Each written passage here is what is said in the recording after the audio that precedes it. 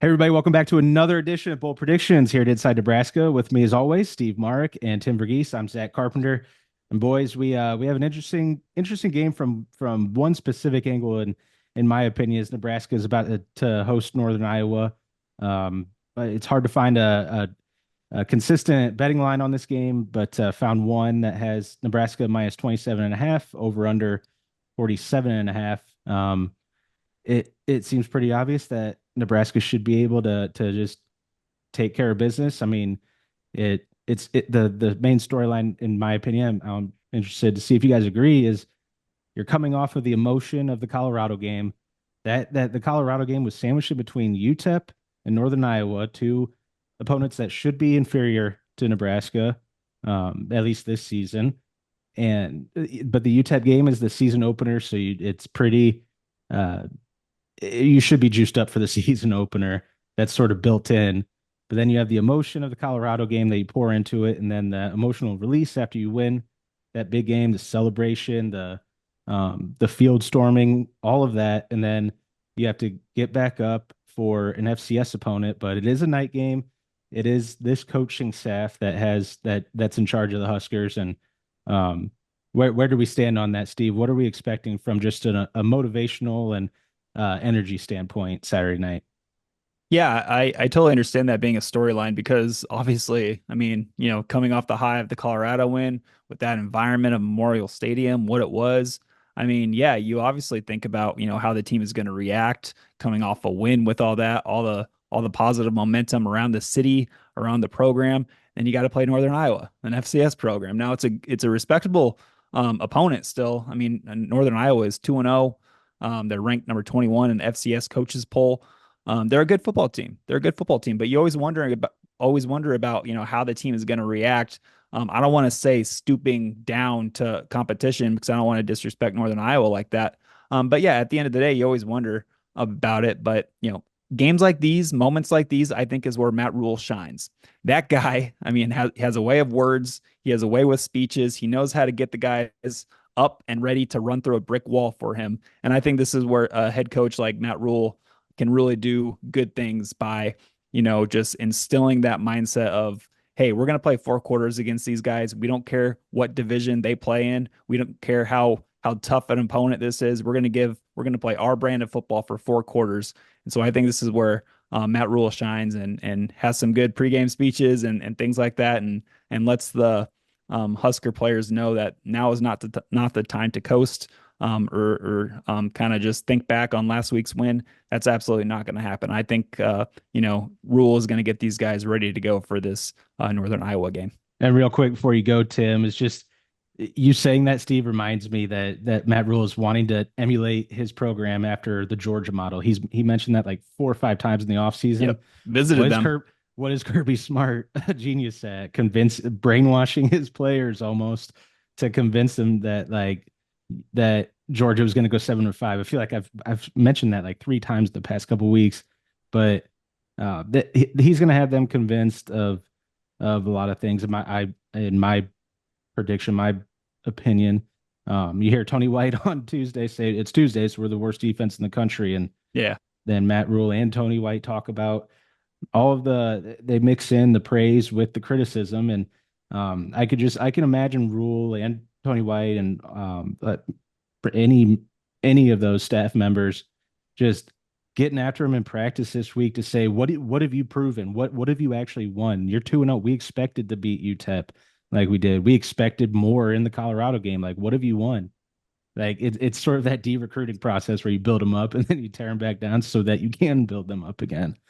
Tim, what are your thoughts going into Saturday night?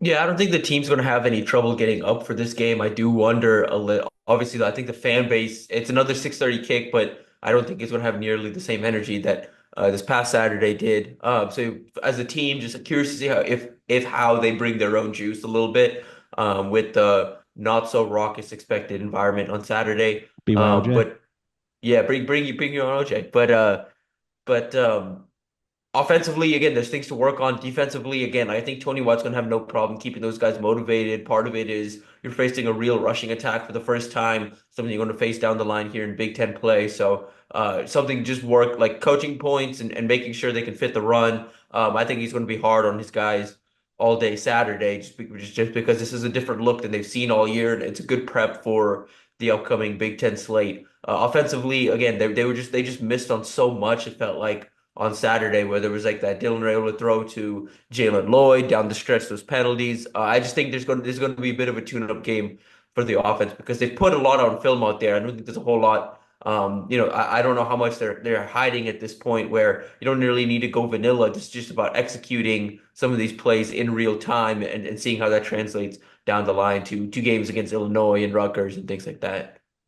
Yeah, and Steve, this Nebraska defense, once again, the rushing defense specifically, I mean, the whole defense has been lights out over the first 2 weeks, but the you look at the rushing defense specifically because of what Tim just said about it being it being sort of almost a practice, a tune-up for when you get into Big Ten play and you get going against a team like Illinois or Rutgers coming in, their next two home opponents, with having an emphasis on the ground game. And Nebraska is the top five defense in the country, number five right now. Looking at it here, 36 rushing yards allowed per game, 1.57 yards allowed per rush, no rushing touchdowns, on 46 opponent rushing attempts. But it almost feels like those are empty stats because Colorado wasn't interested in at all in running. UTEP had that fast tempo, up and down, go, go, go. So this is the first time, like Tim said, that you're gonna get a ground based offense to go up against. So I don't know if that has anything to do with your bold prediction, but just wanted to tee you up for your first BP and any thoughts on the ground game they're about to see. Yeah, so I think this, like Tim said, this is, and what Tony White said on Tuesday, this is a good test for what they'll see against Illinois because Northern Iowa, they lean on their run game. They're coming into this game averaging 298 rushing yards per game. They're 2-0, like I mentioned before in this pod. They're number 21 in the FCS coaches poll. And the running backs are really just big human beings that are going to be pretty similar to what Illinois is going to bring to Lincoln as well. They have some really physical and large running backs as well. Ty Edwards is Northern Iowa's top running back. He's 6'4", 230 pounds. He's a sixth year player, so he's a man out there. This is his fourth program. He's played at Georgia Military College, Hutchinson Community College in Kansas, UTSA for a quick cup of coffee, and now he's here at Northern Iowa. He's rushed for over 300 yards and he's averaging over 10 yards per carry. So again, 6'4", 230 pounds, large running back. And then his backup, Amari Pesky Hickson, he is 6 foot, 225 pounds. He's from Omaha actually, but he went to high school in Kansas and spent a couple seasons playing at Kansas for the Jayhawks. So these are big running backs and everything. And I don't think Northern Iowa is going to come into Lincoln and want to change a whole lot of what they do on offense. I think they're just going to run the ball and see what happens and make Nebraska stop it. Now, I think Nebraska does stop it, obviously, because they have one of the best defensive fronts in college football, obviously in the Big Ten too. But when I'm trying to think of a bold prediction for this, I just keep looking on the defensive side of the ball here, and I'm going to go with Vincent Shavers recording at least 6 tackles and at least 2 tackles for loss. Now, why Vincent Shavers? It's because Mekhi Bear, Nebraska's starting inside linebacker, somebody who's had an excellent start to the season. He's been flying around. He leads the team in tackles. I didn't notice until you put it on Twitter. This very first, I mean, he was the only one on Nebraska's team talking trash before the Colorado game. And then the very first play, the opening kickoff, he runs down and puts a dude on his ass. And I was rewatching I finally got to rewatch the first half last night. And it's like right away, he did that right away. The 4th and 1 stop after Colorado had the too. big kick return. I don't even think he was supposed to do that, but he just read it right and then shed a block, got in the backfield, stopped him, and like you've said, Steve, he talked the talk and walked the walk right after. For sure. And that's it's college football. It's supposed to be fun. So I'm glad somebody actually said something. Whether Rule liked it or not, whatever, I think Mekhi Bear definitely backed it up. But because of that second half targeting penalty, I know Nebraska is trying to appeal. So we haven't really got an official word if Mekhi is eligible to play in the first half against Northern Iowa or not. But if the suspension stays true, which I think it probably will, somebody else is going to be getting Mekhi Bear's first half snaps next to John Bullock at inside linebacker. Defensive coordinator Tony White said on Tuesday that it's going to be straight up a competition between Vincent Shavers and Stephon Thompson, the Syracuse linebacker who knows the defense like the back of his hand because he played in it for Tony White at Syracuse. But I think, from everything we've heard from Rule, from Tony White, from Rob Dvorak, the inside linebackers coach, Vincent Savers, he's the real deal. He's a dude. He's 6'1", 225 pounds. He's violent. He's a sideline to sideline guy. He doesn't quite know what he's doing yet. But the thing about that is when you play 100 miles an hour, coaches like that, and they like to have you out there. So I think Vincent Shavers gets a lot of playing time on Saturday, especially in the first half with Mekhi Bear out. And I think he just takes the opportunity by the horns and rolls with it. 6 tackles, 2 tackles for loss for Vincent Shavers. That's my bold prediction. And Tim, again, before you go, we're going to mess up the order here because you have something, I think, to do with the offense. Mine's defensive related too. And so, Steve, I just wanted to go based off after you. I have Deshaun Singleton. If everything that we're talking about is true and goes to form and this game plays out between Northern Iowa's offense, Nebraska's defense, like we projected out, then that sort of signals a Deshaun Singleton game to me. I mean, he was hitting dudes on Saturday, at least the moments I noticed. I can't remember. I think it was Travis Hunter came across, had a big catch and run, and then Deshaun, he was running fast, and Deshaun just just stopped him in his tracks. It was like he was barely even going forward and just boom, laid a hit on him. And that was both sides. Colorado was hitting too. That was on the rewatch. You notice it in real time, and then on the rewatch, it's like, man, that was fun to start. Like how physical and fast it was going.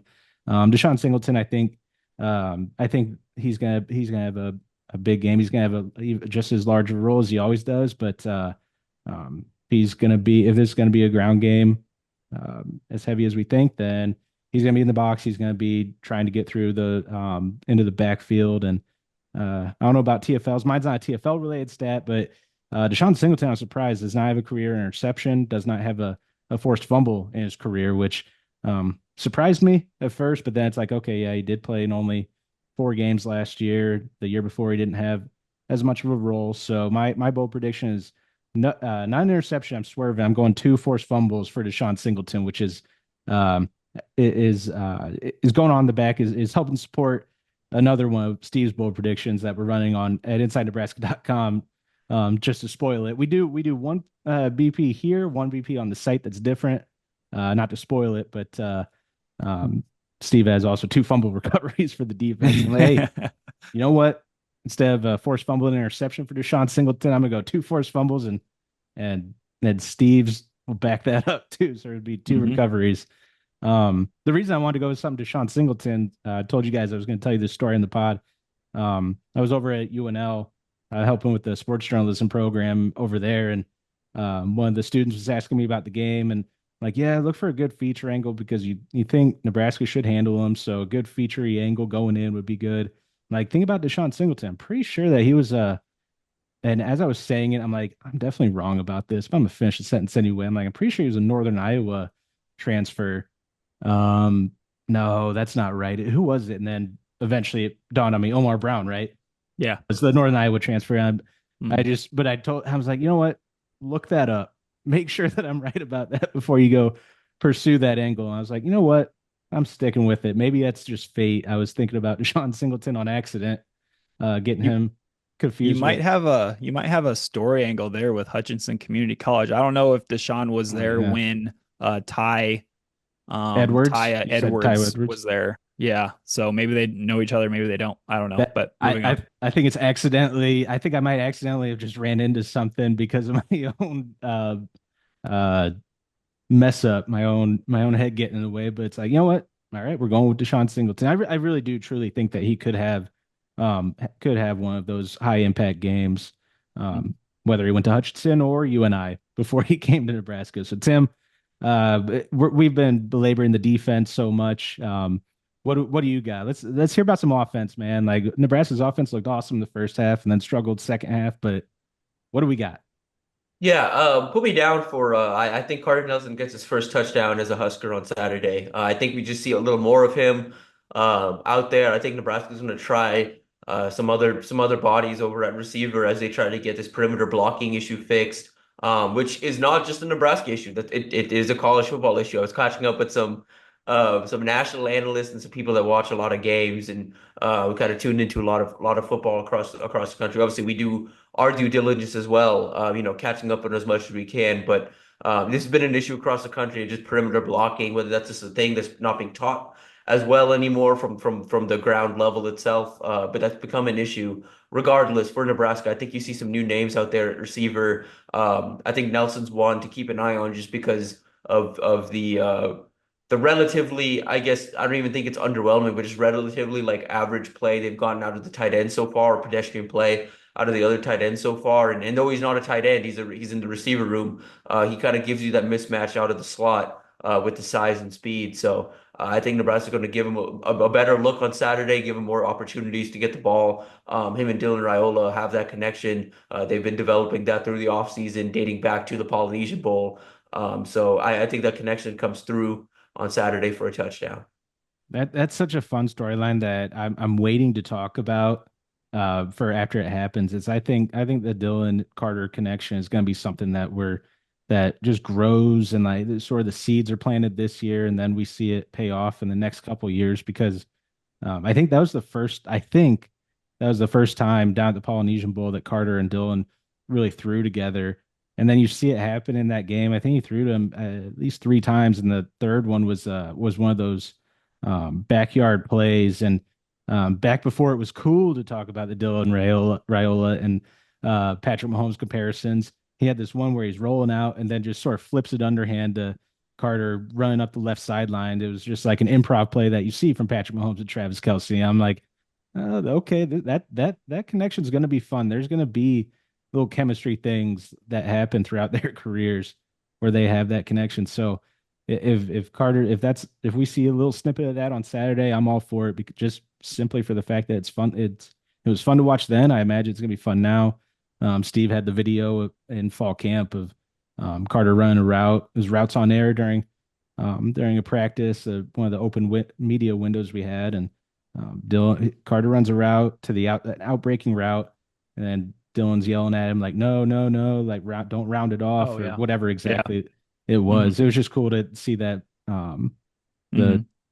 that receive that quarterback pass catcher chemistry sort of okay. That's a step in it. So maybe And we we see kind of that on saw that. Saturday. We kind of saw that with what Rule said about, wishing that the rest of the offensive players against Colorado in the second half matched the intensity level and everything else of Dylan Raiola. So that was really interesting. I like that you brought up the video of that fall camp practice where I think Carter just kind of rounded off the top of his route and it wasn't like a sharp 90-degree cut out.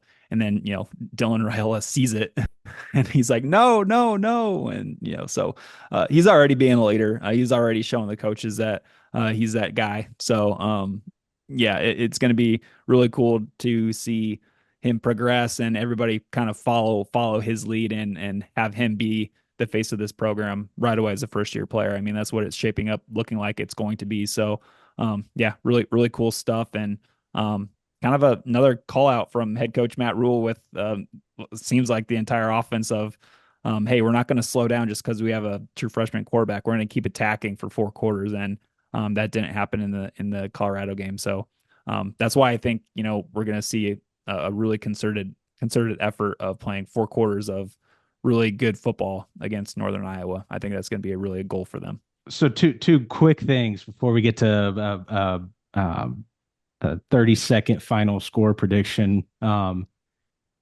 fact of Rule being unsatisfied with the offense in the second half, I think leads to you and Tim's points of Maybe if whenever that's happened, whenever he's been not unsatisfied with the effort and the execution, then other guys get opportunities. So maybe that leads to more opportunities for a young guy like Carter Nelson or others. And also, man, Monday Matt Rule finally did it. That was very different from the discussion we had all offseason, right? Like, hey, what's Dylan Raiola's favorite color? Well, I think he has a pretty. I can't say for sure, but I think whatever his favorite color is, it's an elite color. But all three of our quarterbacks, Danny and Heinrich, their favorite colors are red and blue, and it's elite, man. Like, we asked about one specific thing. You can't give it to us, but hey, I understand why it happened. I understand why he was doing that. Just It was being the just, head coach. I know.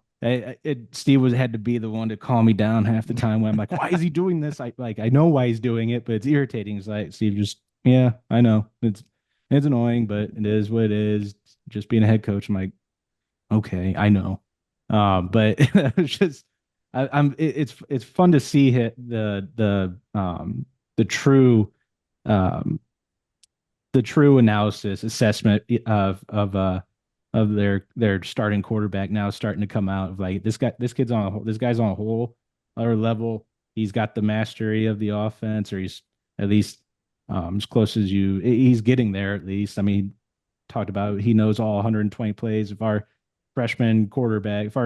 19-year-old true freshman knows all 120 plays, and if you're a junior or senior on offense, you need to know all 120 plays. So I'm gonna quit rambling.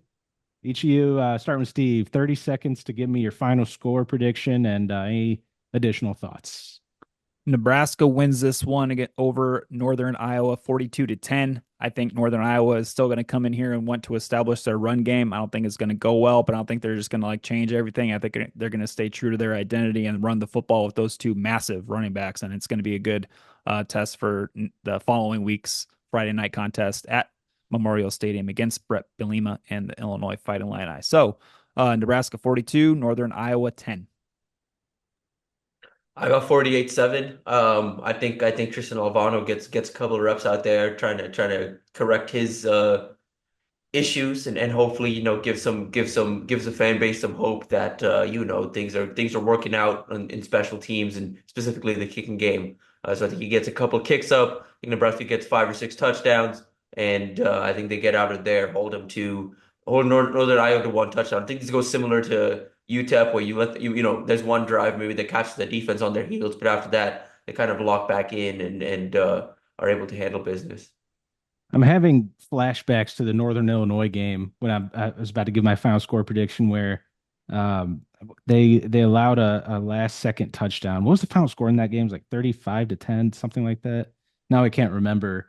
I just remember that it was they just Nebraska absolutely. I got to look up the Northern Illinois score now that I'm thinking about it. Um, their defense dominated. Um, their defense completely dominated, and it's 35-11. And the like last drive of the game, I think it was the last defensive drive of the game for Nebraska. They allowed a touchdown. So I'm like, okay, that I could see that happening. My final score prediction is 45-3. It was 45-10 this whole time, and then I was having flashbacks to that. Okay, like because that's what I thought. I was giving them a touchdown, um, just based off of okay, this defense is gonna play its part. It's gonna do its thing. But when the backups are in fourth quarter, probably allow a touchdown drive to UNI. I'm not trying to disrespect Northern Iowa. It's a great FCS program. Those kids can ball. But I think we're going to see a different level. They're going to see a different level on Saturday night. And I think when the backups go in there for Nebraska, I'm leaning on, I'm banking, predicting that they don't allow a touchdown either. That they keep it clean. Whether maybe they move the ball, maybe they have to force a turnover or something, like a fourth down stand, whatever. But 45-3, that's my last second thing. Other than the Colorado final score, I've been pretty close, pretty solid on the final score predictions and getting close to the bowl predictions, either on the video or the written on our site. I get either way, I get real close. So these aren't going to come true, anything I'm saying right now, but I think they're going to come close. That's sort of my history of betting and making predictions is close, but not fully on the money. So, Steve, Tim, any last thoughts before we get out of here? No, just I'm excited to see Vincent Shavers and or Stephon Thompson kind of see what they do with that opportunity with Mackay Bear suspended for the first half. But yeah, I just hope it's another game where Nebraska's second and third team guys, the red and white team, as Matt Rule calls them, see what they look like when they get their opportunity out there. Because it is fun to see some of these young guys that we all know through recruiting and hear bits and pieces about here and there from coaches to see them on the field and playing. I think that's pretty cool. So hopefully we get to do that a lot. Yeah, we'll have like a freshman tracker here, and I'm assuming it'll be pretty loaded on Sunday morning with who all plays. Yeah, that was always my favorite. That was always the most rewarding thing when I was specifically recruiting beat writer. And Tim, you're probably the same way. It's like that's your favorite part is like you follow these stars before they're stars from when they're 16-year-old sophomore all the way up until they're making impact plays in a game on Saturday. It's like, man, this is cool. This is sort of years in the making, which is what we're seeing play out with Dylan Raiola and some of the other standout freshmen and sophomores on both sides of the ball for Nebraska. I think we'll see him a healthy amount of snaps on both sides for some of those guys. So we're gonna get out of here. But Steve and Tim, I want to encourage everyone out there to watch and listen to their most recent Nebraska football show. I believe that went up. Did that go up today? Mm-hmm. Okay, just want to make sure that wasn't crazy. So the Nebraska football show, beautiful title, just simple and refined. And it's where we predict correct things because I'm not good at correcting things here, but I did call Alejandro Mata's low field goal kick, and by golly, Nebraska got one of those low field goal kicks and blocked it against Colorado. So tune in to the Nebraska football show. Tim and I do a good job, I think. You do. I listen. I forgot that was on that show and not this one. They both blend. Maybe it was. I don't remember. I don't either. It might have been on this one, actually. This one. I think it was on this one because I was smiling at like when you're talking about the trajectory of the ball, but I also may have been laughing when I'm listening to it. Like, there we go. And then it happened. And that was it's like, see, that's why they know their stuff. They know their ball. The Nebraska football show, we got Black Shirt Breakdown, Recruiting Blitz, all the shows you could ever want, and then some at the Inside Nebraska YouTube channel. Encourage you guys to like this video. Subscribe to the Inside Nebraska YouTube channel. Get all these videos dropped directly into your feed. We're approaching 10K. We're getting closer and closer to 10,000 subscribers on YouTube. So try to be that 10,000th, everyone out there. So I'm gonna quit rambling. For Steve Marik, Tim Verghese, I'm Zack Carpenter. We'll catch you guys again next time.